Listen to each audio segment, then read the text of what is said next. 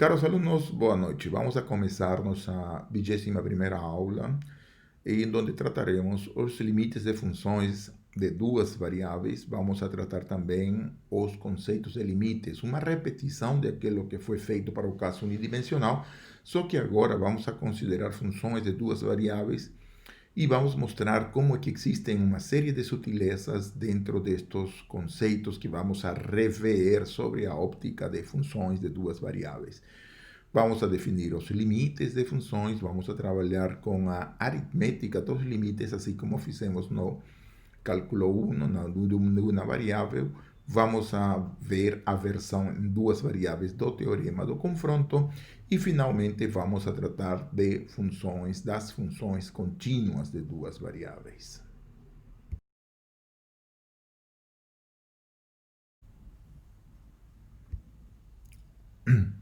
Muito bem, vamos a começar agora uma nova versão daquilo que vê o cálculo diferencial. Nós, quando começamos em uma variável, o principal problema era definir uma reta tangente. Em duas variáveis, o gráfico de funções de duas variáveis correspondem a superfícies. Portanto, neste caso, já não se trata mais de definir uma reta tangente, mas de definir o plano tangente. O que é o plano tangente a uma superfície? Então, para poder definir esse plano tangente e a superfície, vamos a seguir os mesmos passos que nós seguimos quando definimos o conceito de derivada. Então, o problema é como definir o plano tangente. Aqui, o negócio é a derivada vista como um vetor normal. Ou seja, olha só, a derivada aqui nós vamos a tratar sobre a ótica de vetores. Vamos a estudar, portanto, para poder entender o conceito de derivada, o conceito de limite de funções de duas variáveis. Ou seja, aqui vamos a tratar de limite de pares ordenados que se aproximam ao determinado ponto de uma função que depende de duas variáveis. Por isso, temos que definir os limites destas funções. E aqui observem que vai ser uma coisa muito parecida àquela que foi feita no caso unidimensional, só que aqueles números que estão aí em negrito correspondem a vetores. Então, eu vou ter que, para qualquer epsilon, deve de existir um delta tal que a norma desses dois vetores, a magnitude desses dois vetores, x menos a, que correspondem a um ponto no plano, ambos, menor que epsilon implica que a função de f calculada no vetor x menos L sea menor do que epsilon. Vamos a estudar também as propriedades dos limites. Entendemos por propriedade dos limites a aritmética dos limites. Ou seja, se eu tenho um par de funções cujos limites existem, então eu posso somar, restar, multiplicar e dividir estes conceitos, estas expressões, estes limites, correto?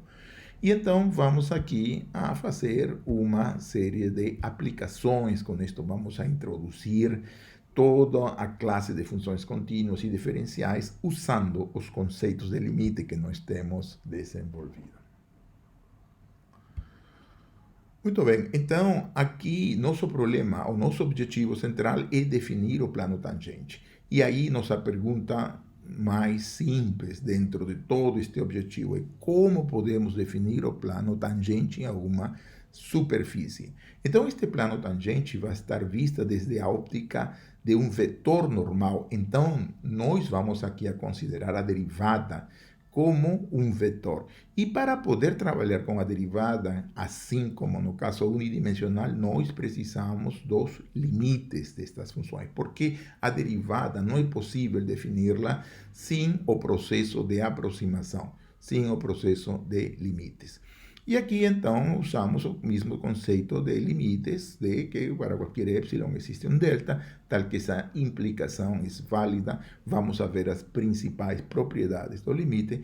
A aritmética do limite, ou seja, eu tenho duas funções cujos limites eu sei calcular, então eu sei calcular os limites de todas as operações aritméticas com essas duas funções. Vamos ver também aplicações destes conceitos. Muito bem, então aqui nós já temos uma noção do que o limite significa. Aqui, portanto, nós queremos definir o limite. O que vamos a entender por limite de uma função de duas variáveis quando o par ordenado xy se aproxima de um certo par AB? Então, vamos a denotar da mesma forma que denotamos o limite no caso unidimensional, só que agora vamos a levar em consideração as duas variáveis. Então, vamos a chamar de limite quando o par ordenado xy se aproxima ao par AB da função f de xy igual a L.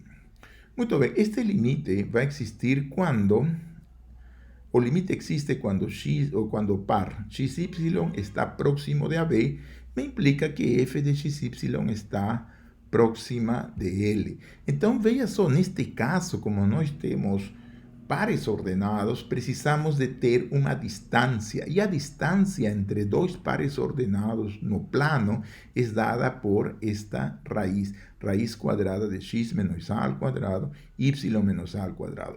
Ela está midindo a distância que existe entre o ponto xy e o ponto AB. Então, se eu tenho que esta distância é pequena, quer dizer de que o par xy está próximo de AB. Então, o que eu devo de ter? Eu devo de ter que a função f de xy deve de estar próximo ao limite L desta função. Ou seja, essa diferença deve ser pequena. Então, como é que nós formalizamos esta conversa aqui de que se eu tenho que meus pares ordenados estão próximos, então a função deve de estar próxima ao limite? Para isto, introduzimos um número epsilon. Você se imagina um número epsilon positivo qualquer. Então, para este número epsilon positivo, não, vamos a ter assim, o limite vai existir quando a pequenez a distância entre xy a AB é pequena.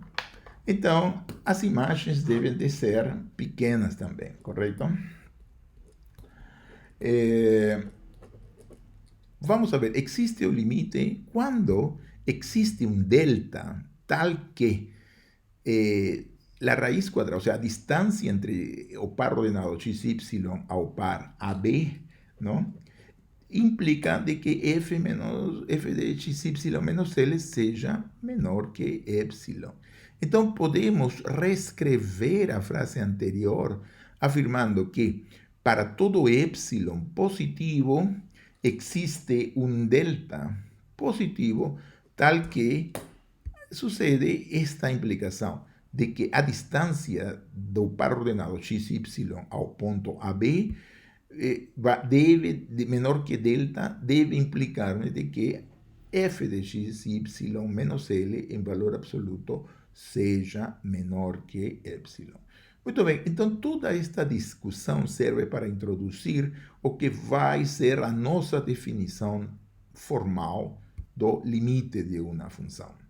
Então, diremos que L é o limite de uma função f de xy quando o par xy se aproxima do par AB, e se denota dessa forma, se para qualquer número que nós nos imaginamos, qualquer número epsilon, existe um delta, tal que é válida a seguinte implicação, de que x menos a mais y menos b ao quadrado menor que delta, me implica que f de x, vírgula y menos L é menor do que epsilon, correto? Muito bem. Aqui, esta definição nos afirma de que se o par ordenado xy está próximo do par AB, então f de xy está próximo de L. E assim, nós, como no caso unidimensional, temos de que se existe o limite de f de xy quando xy se aproxima de AB, este limite deve ser único. Então, não podem haver dois limites diferentes para a mesma aproximação. Somente existe um limite. Muito bem, vamos a ver agora a aritmética dos limites. O que nos diz esta aritmética dos limites? Ou seja, aqui nós temos duas funções que verificam que para os quais é válida a existência destes limites que temos aqui. Então, supomos de que o limite de f quando x y se aproxima de AB vale L1 e o limite da g quando x y se aproxima de AB e L2. Então, o limite da soma é a soma dos limites, o limite do produto é o produto dos limites e o limite do quociente é o quociente dos limites quando L2 é diferente de zero. Isto quer dizer que a soma é igual à soma dos limites, o produto é igual ao produto dos limites, o limite do quociente é igual ao quociente dos limites e assim sucessivamente.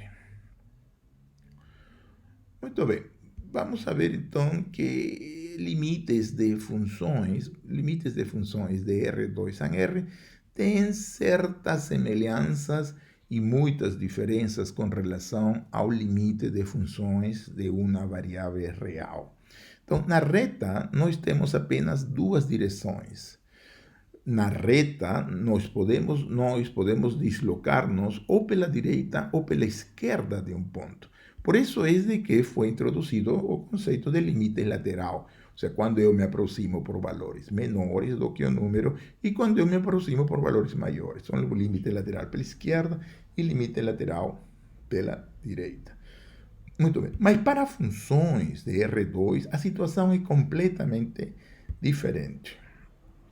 Os pontos x, y se podem aproximar de miles de formas diferentes, não só pela direita, não só pela esquerda, se pode aproximar de formas muito extrañas, aqui, se quisermos ir. Por exemplo, nos podemos aproximar do ponto x, y, nos aproximamos do ponto AB através de uma linha reta. Ou seja, nos aproximamos de AB seguindo a direção de uma reta oblíqua, por exemplo, neste caso. Ou também podemos fazer o seguinte, ou seja, podemos, desses dois mesmos pontos que nós temos aí, nos podemos aproximar seguindo uma curva. Então, aí teríamos o ponto XY e nos aproximamos a B seguindo essa curva que nós temos aí do plano. E, finalmente, podemos fazer uma curva qualquer, ou seja, não necessariamente para ali. Ou seja, então, já vocês veem como que a aproximação para funções de duas variáveis pode ser extremamente complexa, extremamente rica, de forma de parábola. Me posso aproximar seguindo uma reta, me posso aproximar seguindo uma hipérbole, me posso aproximar de um ponto a outro seguindo os pontos de uma elipse. Enfim, podemos seguir e podemos aproximar XY ao ponto AB seguindo a direção de qualquer gráfico de função que conecte estes dois pontos. Então, estes tipos de aproximação fazem muita diferença com relação à existência dos limites. Por exemplo, vamos ver este exercício. Aqui nos diz, verifique se existe o limite quando x e y se aproxima do 0, 0 da função f de x que está dada por o quociente xy partido por x ao quadrado mais y ao quadrado, se xy é diferente de 0. ¿No? Si xy é diferente de 0, temos essa definição. E quando x e y é igual a 0, então vamos a darle a definição de 0. Muito bem, sabemos que o limite, se o limite existe, este limite deve de ser único. Então, nos podemos aproximar de miles de formas diferentes, como já vimos. Por exemplo, se nos aproximamos ao ponto 0, 0 através dos pontos da reta y igual a x, ou seja, da diagonal. Veja só, se nós nos aproximamos de 0, 0 seguindo os pontos dessa reta, esse limite vai ser igual aos pontos. Substituímos y no limite por x, y por x, e aí então ficaria que esta deve de ser igual ao limite, quando x se aproxima de 0, de f de x, x, né? Porque y é igual a x. E aí então substituímos o valor para x diferente de 0, estamos na primeira condição, y igual a x significa que o numerador vale x ao quadrado, o denominador vale 2x, e, portanto, neste caso, temos que o limite vale 1/2. Agora, veja só, utilizando a mesma reta, uma reta diferente, vamos utilizar outra reta, e nos aproximamos do ponto 0, 0 através da reta y igual a 2x.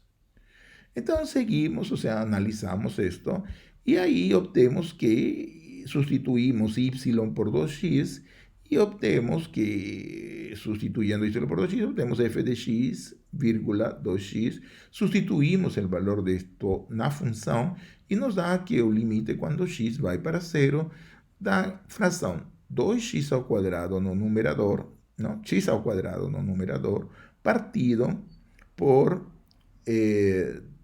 x ao quadrado mais 4x ao quadrado. Se fazemos as operações aqui, isto nos dá 2/5. O numerador sale 2x ao quadrado, o denominador é 5x ao quadrado, cortamos x ao quadrado, sale 2/5. E aqui vemos de que temos valores diferentes. Por um lado, aproximando-nos pela diagonal, temos de 0 pela diagonal, temos que o limite vale 1/2. Se nos aproximamos ao 0, 0, a origem de coordenadas, seguindo a reta y igual a 2x, o valor da mesma função do limite vale 2/5. Portanto, estes valores são diferentes e o limite não existe. Então, já vocês veem como é que aqui, apesar de que se siga por retas também, esta expressão de limite aqui, neste caso, não existe mais, né? Muito bem. Vamos a ver um outro exercício. Verifique se existe este limite quando x, y vai para 0, 0 da função f definida através desta função. Ou seja, é x ao quadrado partido por x ao quadrado mais y, quando o par x, y é diferente de 0, 0. E quando x, y é igual a 0, 0, então o valor de f é 0. Então, veja só, vamos a considerar, não, de novo, a aproximação ao ponto 0, 0 através da reta y igual a 0. O que significa y? Significa que nos estamos aproximando de 0, 0 pelos valores da abscissa. Muito bem. Então, analisando este limite, quando o par ordenado x, y se aproxima de 0, 0 da função f, obtemos este valor, substituímos y por 0, e obtemos que o limite de x0, de f de x0, vai ser igual, substituímos y igual a 0 na definição da função, e me queda x ao quadrado partido por x ao quadrado, e o limite vale 1. Agora, nos vamos aproximar pela reta ao ponto 0, 0 através da reta y igual a 2x. Então, y igual a 2x, utilizamos este limite, me sai, sustituindo o valor de y por 2x, obtemos o limite de x, 2x, quando se aproxima de 0, 0, de f de x, 2x. Substituímos aí os valores e obtemos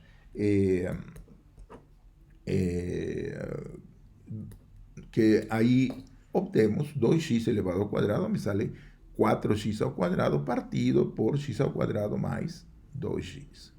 Fazemos as operações e obtemos o valor de que esse limite, quando x se aproxima de 0, de 2x partido por x mais 2, e este valor nos dá 0. Então, novamente, quando nos aproximamos pela abscissa, obtemos o valor do limite igual a 1. Quando nos aproximamos pela ordenada, obtemos o valor de 0, o sea, y igual a 2x. Nos aproximamos por esos pontos, obtemos o valor de 0, e novamente temos como que os resultados são diferentes e, portanto, o limite não existe. Muito bem, vamos a ver um terceiro exemplo. O terceiro exemplo é o limite quando x, y vai para 0, 0 de esta expressão aqui. E este exemplo é bastante significativo, um pouco diferente dos outros dois, por causa de que vamos a evaluar este limite em todas as possíveis retas que passam pela origem de coordenadas. Então, veja só, vamos a calcular, vamos a ver se existe este limite que está aqui. Consideremos a aproximação ao ponto 0, 0 através de uma reta qualquer, y igual a kx, onde K está variando nos números reais. Então, veja só, fazendo este limite, obtemos o limite desta expressão, seguindo os pontos da reta, substituímos y por kx, e aí obtemos que este vai ser o limite quando de x ao cubo partido por x ao quadrado mais kx. A única coisa que fizemos foi substituir o valor de y. E aqui obtemos que o limite, quando x se aproxima de zero, cortamos um x aí, nos dá este valor. Então, quando x se aproxima de zero, este valor nos dá zero para todo valor de k. Observe que aqui em este limite, o valor de zero é válido para qualquer reta. Se eu vou por uma reta, o valor vai ser zero. Ou seja, seguindo a direção de qualquer reta, eu tenho que o limite vale zero. Aí a pergunta é, bom, se eu tenho que o limite vale zero seguindo qualquer reta, então posso afirmar que o limite existe? Não. Aqui está a diferença com relação ao caso unidimensional. Mesmo que o limite existe por qualquer reta, não significa que o limite exista. Então, veja só, o limite anterior existe para qualquer reta que passa pela origem. Mesmo assim, o limite não existe. Por quê? Porque se eu considero esta curva, por exemplo, x ao cubo menos x ao quadrado, esta curva que está aqui também passa pelo 0, 0. Quando x se aproxima de 0, y é igual a 0, portanto, quer dizer que o gráfico desta função está se aproximando de 0. Então, vamos a considerar este limite agora, aproximando-nos por y igual a x ao cubo menos x ao quadrado. Então, substituímos o valor de y por esta expressão e isto nos dá, olha, x ao quadrado mais x ao cubo menos x ao quadrado. No denominador se cancela x ao quadrado e nos queda x ao cubo partido por x ao cubo. E isto nos dá 1. Então, veja só, no caso em que nos aproximamos por qualquer reta que passa pela origem, o limite vale 0, nos aproximamos por uma curva, x cubo menos x ao quadrado, e nos dá 1. Então, o que quer dizer? Que mesmo que o limite seja válido para qualquer reta, não nos garantiza de que o limite exista. Então, já você vê o grau de complexidade que tem a avaliação dos limites em funções de duas variáveis. Então, os resultados diferentes nos implicam de que o limite não existe. Muito bem, então aqui até agora temos feito exemplos de não existência dos limites. Como podemos verificar, como podemos provar que o limite de uma função exista? Uma ferramenta boa para isto e relativamente simples é o teorema de confronto. O teorema de confronto que nós estudamos para o caso de funções de uma variável pode ser adaptada para funções de duas variáveis, três variáveis, etc. Da seguinte forma, precisamos de três funções que verifiquem estas desigualdades. F seja menor ou igual a G, menor ou igual a A, para qualquer X dentro de uma bola. A bola B delta centrada no vetor A, ou seja, esse A em negrito corresponde a um par ordenado que estamos chamando de AB. Não? Então, se os limites, quando x e y se aproximam de AB, não? Aqui deve ser igual ao limite quando x e y se aproxima de BD da função h. Então, os limites dos extremos são iguais, obrigatoriamente o limite da parte central vai ser igual, e então existe este limite. Ou seja, sendo que os limites das funções que é menor ou igual que g ou maior ou igual que g coincidem e valem L, então o limite da função g existe e também é igual a L.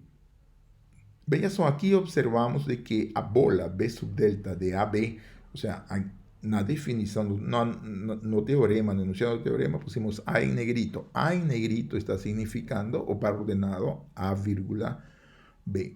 Esta bola de subdelta aplicado no para B quer dizer que são todos os pontos do plano para os quais x menos a ao quadrado mais y menos b ao quadrado é menor ou igual que delta quadrado, ou seja, são todos os pontos interiores ao círculo centrado em AB e de radio delta ao quadrado. Este teorema é de muita utilidade, como vamos a ver posteriormente, muita utilidade para poder mostrar a existência de limites. Para poder entender bem esta bola dentro do plano de coordenada, por exemplo, se AB é a origem de coordenadas, então obtemos que seriam todos os pontos que estão interior a esse círculo que nós temos, em donde o radio vai valer delta e todos os pontos que estão metidos dentro do círculo são os pontos x, y. Então aqui estamos denotando a B sub delta centrado em 0, 0, a essa bola, e todos os pontos interiores são os elementos que pertencem a esse disco. Então, para poder ter o teorema do confronto, temos que ter que esta desigualdade do teorema do confronto seja válido em uma bola. Não interessa o radio, mas que seja um radio positivo. Muito bem. Aqui agora vamos a ver um outro problema, que já não é se existe ou não. Temos que o limite, pues nos piden calcular o limite desse cociente de duas funções. O limite quando x e y vai para 0, 0, da fração x ao quadrado y ao quadrado partido pela soma de x ao quadrado mais y ao quadrado. Veja só, neste caso não adianta considerar retas. Podemos verificar que para cualquier reta de este tipo, ¿no? Cualquier reta de este tipo, sustituimos, por ejemplo, y igual a kx, se verifica esta igualdad. O sea, sustituimos y por kx, sale k cuadrado, x a la cuarta, partido por esa expresión. Y ahí podemos cortar el x al cuadrado y obtenemos este cociente. Como k es una constante, no depende de x, cuando x va para 0, ¿no? Obtemos que o limite está valiendo 0. Só que aquí estamos verificando que el límite existe para cualquier recta, mas nós ya dimos un ejemplo de que a existencia do limite por cualquier camino rectilíneo não garantiza a existência do limite. Então aqui, que nós temos que fazer para poder demonstrar a existência deste limite aqui? O que nós temos que fazer o que nós vamos fazer é utilizar o teorema do confronto. Então, aqui, não, já sabemos de que o fato de que o limite exista seguindo qualquer reta não garante existência, portanto, vamos a usar o teorema do confronto. E como usamos o teorema? Então, observamos que esta fração é sempre positiva, não? Porque se trata de numerador e denominador, são coisas positivas. E aí vamos a maiorar, ou seja, vamos a quitar uma coisa no denominador. Se nós quitamos uma coisa no denominador, a fração resultante vai ser maior. Portanto, isto vai ser menor ou igual que x ao quadrado, y ao quadrado, partido por y ao quadrado. Podemos cortar os y ao quadrado, aqui me dá x ao quadrado. E aí, tomando o limite, observem, 0 vai ser menor ou igual que o limite quando x e y se aproxima do 0, 0, da fração x ao quadrado y ao quadrado partido por x ao quadrado mais y ao quadrado. E isto vai ser menor ou igual que o limite quando x vai para 0 de x ao quadrado igual a 0. Portanto, neste caso, graças ao teorema do confronto, podemos afirmar de que o limite existe. Muito bem, vamos a ver aqui as funções contínuas, ou seja, lembremos de que as funções contínuas é uma função que foi definida na base do limite. Então, vamos a fazer novamente o mesmo exemplo e vamos a considerar a queda, ou seja, que tipo de situações nos modela uma função contínua. Vamos a considerar nossa maçã aqui, que está a uma determinada altura da superfície do chão, e vamos a deixar ela a uma altura H, por exemplo, aqui, e soltamos a maçã, vamos a deixar ela em uma queda livre, vamos a deixar cair esta maçã. Então, nós percebemos que a queda desta maçã percorre todos os pontos, desde o ponto mais alto até chegar à superfície. E aí, esse resultado que ele percorre todos os pontos nos dá uma ideia de uma função contínua. Então, o primeiro exemplo de função contínua é aquela que é a queda da função. Então, nossa função percorreu todos os valores entre a altura h e a superfície que estamos denotando como zero. E esta queda dá uma noção de continuidade, pois passa por todos os pontos do intervalo, desde h até zero. O que seria uma função descontínua? Uma função descontínua é aquilo que não verifica a coisa anterior. E como assim não verifica? Ou seja, vamos a considerar o seguinte caso. A mesma maçã, a mesma altura, vamos a colocar aqui uma altura h, só que agora vamos a produzir uma coisa que é completamente estranha para nós. Vamos a soltar a maçã e vamos a deixá-la cair em um certo ponto. Então ela cai, imaginemos que está caindo e de pronto desaparece para volver a aparecer em outra situação e de aí sigue caindo. Então, como se tivesse desaparecido e entrar. Essa é uma interrupção, é um vácuo. E esse vácuo é o que caracteriza as funções descontínuas, ou seja, não passa por todos os pontos desde h até zero. Ela pulou o intervalo h1, h2. Portanto, existe uma descontinuidade nesta trajetória.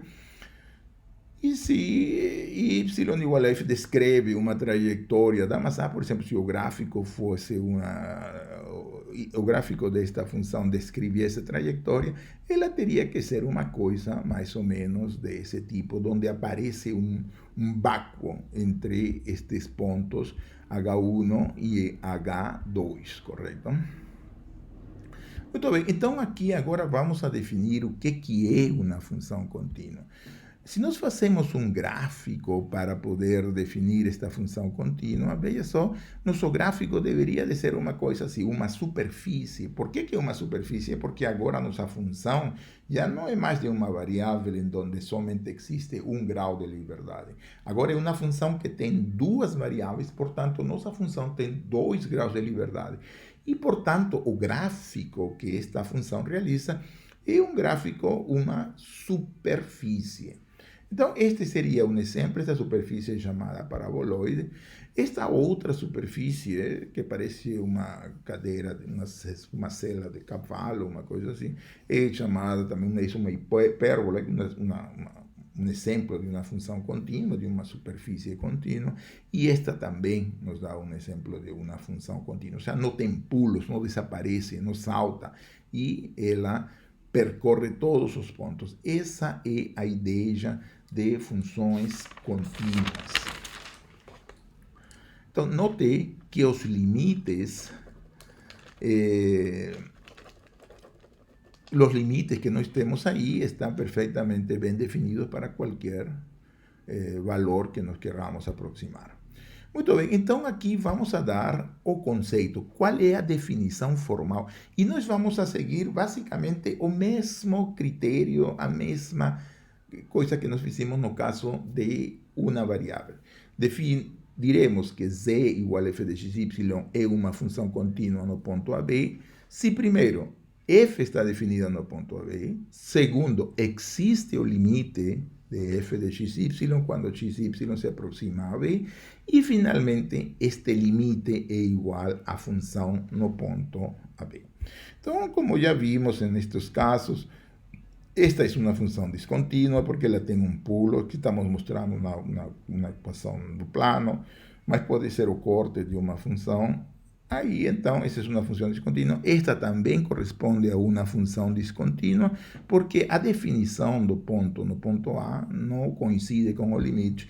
E, finalmente, quando a função coincide com seu limite, então esta vai ser uma função contínua. Então, no primeiro caso, não existe o limite. O segundo caso, a função não é contínua, existe o limite, mas não é contínua. E no terceiro caso, a função já é contínua porque o valor de f de A coincide com seu limite, correto?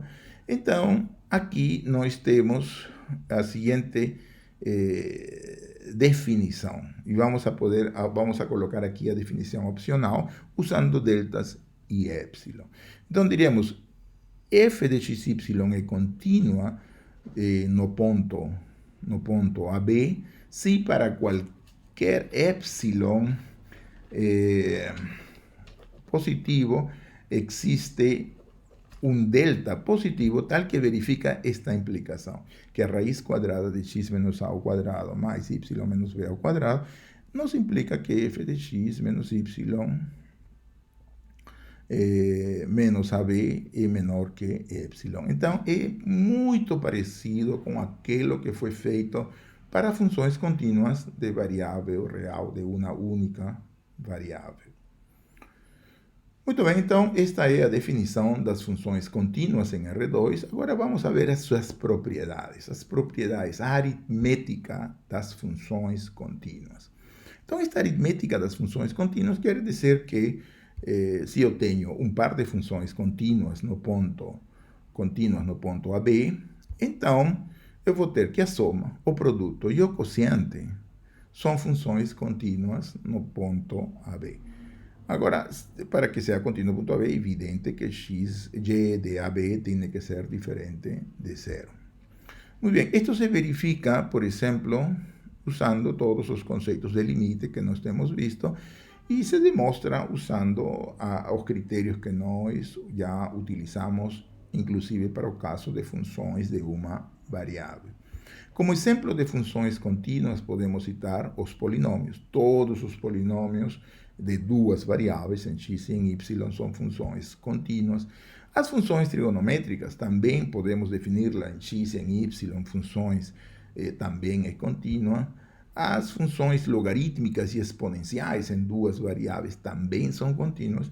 E então, aqui temos um amplo repertório de funções que são contínuas em duas variáveis. Vamos ver alguns exercícios aqui. Veja só, aqui temos uma função. Verifique se a função é contínua. F de xy está definida por esse quociente x ao quadrado y partido por x ao quadrado mais y ao quadrado. Veja, são muito parecidas aos casos onde não existe limite, onde não existia coisa. Quando x é diferente de zero, vale essa fração. Quando x, y é igual a zero, então está valendo zero. Queremos verificar se esta função é contínua. Então, para mostrar que seja contínua, temos que mostrar que existe o limite e que o limite é igual a f de 0, 0, não? Que é igual a zero. Então, para esta demonstração, observe que aqui é uma demonstração da existência do limite, temos que usar o teorema do confronto. Então, veja só, aqui maioramos este quociente por esta coisa, valor absoluto sempre maior ou igual a zero.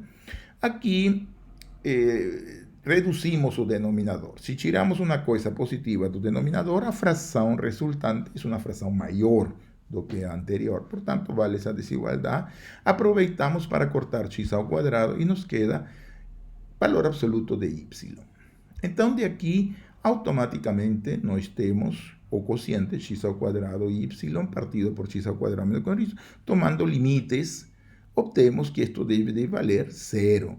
Então, se o limite do valor absoluto vale zero, o que está dentro do valor absoluto tem que dar zero também. Portanto, o limite existe e é igual a zero, logo a função é contínua.